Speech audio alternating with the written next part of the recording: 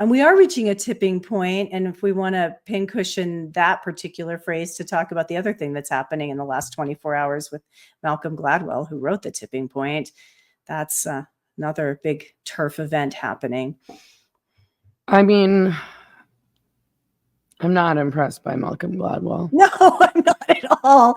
But he's flipping over because of he said, like, now he's changed, he's able to say what he really feels because most people agree with that. I mean, I don't cowardly. Go ahead. I saw some people tweeting, saying like, good for him, because he tweeted that he felt ashamed.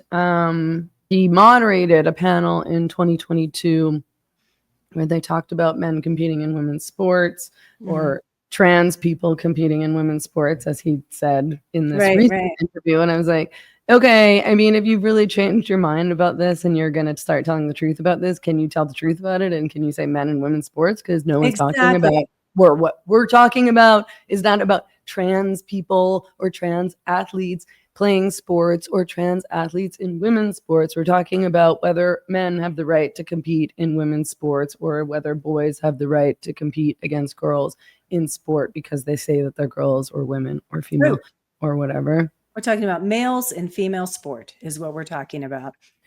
So, and he didn't push back against the trans activist or trans activists on the panel who bullied everyone into agreeing that so-called trans women should be allowed to win in women's sports.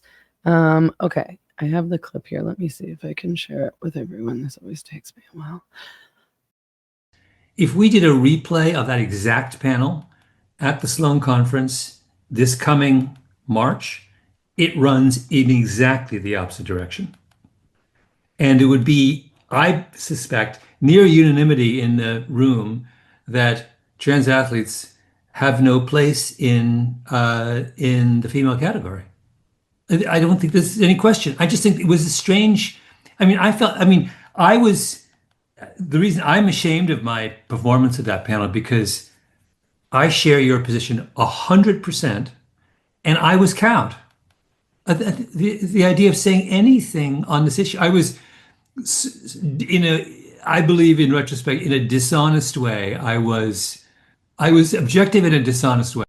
It's one thing, like, in general, I don't have a ton of sympathy for people who are coming out now and saying, look, you were right. I'm sorry. I should have said something. But, in some cases I can be appreciative of that. And I appreciate apologies, from on a personal level.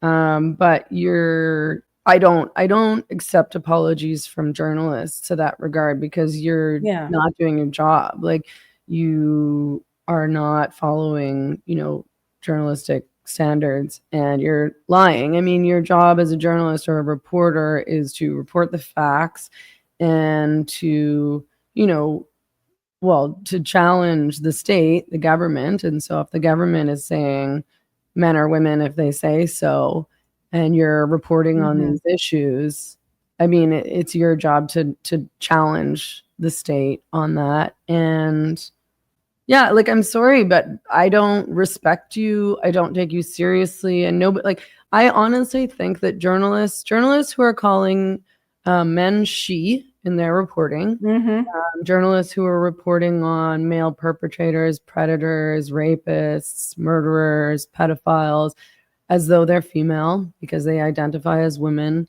reporters who are reporting on, men who are competing in women's sports as though they're women and calling them she, and defending this. I think they all shouldn't have jobs. I think they should all be fired. Like, you're not doing your job. You're lying. Right. You're lying to the public, and your job is to tell the public the truth. So no, I don't forgive you. It's not, if you were just some regular person, okay, fine. But you're being paid to do a job and you're not doing it. So no.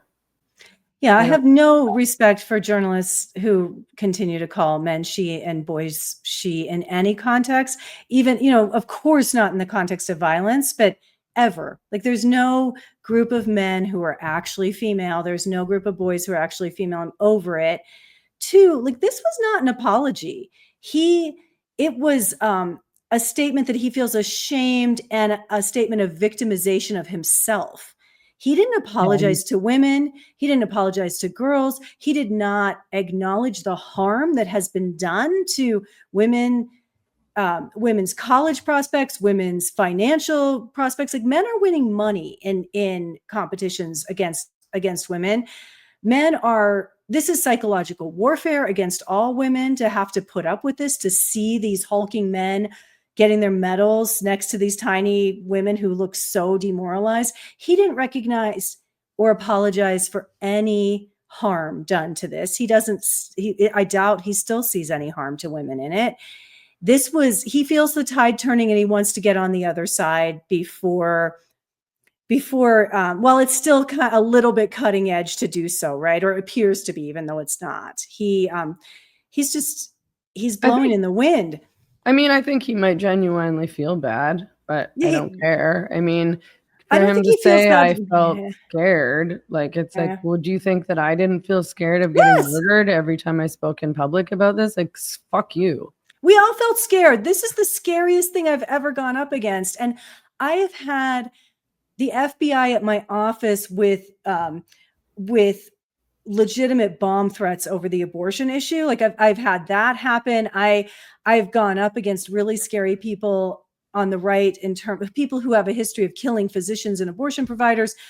Nothing I've dealt with in that realm has been as terrifying as going up against the trans activists. Like, these people are terrifying, and they have so much power. They can destroy women's livelihoods. They can destroy you socially. It's really, really scary. And frankly, I mean, I'm just ready to just say it. Like, this thing feels demonic to me. Like, the energy coming off of this, I've never experienced anything as just bone-chillingly terrifying as these creepy, deranged people who show up to protest us. Yeah, they're evil and they're mentally ill, and they genuinely, and sadistic. I think that they genuinely get off on the idea of punching women or murdering women. I think it turns them on and excites them, which is just terrifying and creepy.